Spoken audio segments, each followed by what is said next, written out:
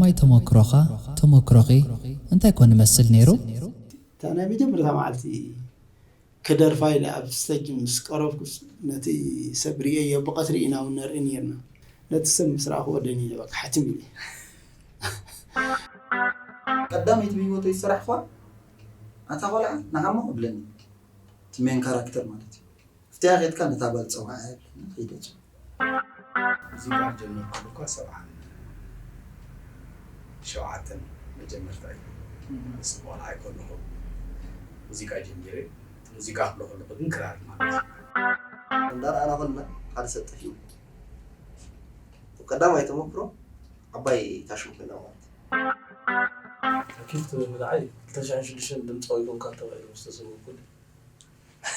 درافاي تكون تغني كاتبايل مستسوق نبات عالم زي توت قدامي تمكرو اب ትምህርት ልስራሕ ወይ ኣብ ቀረባ ግዜ ተኸታተሉና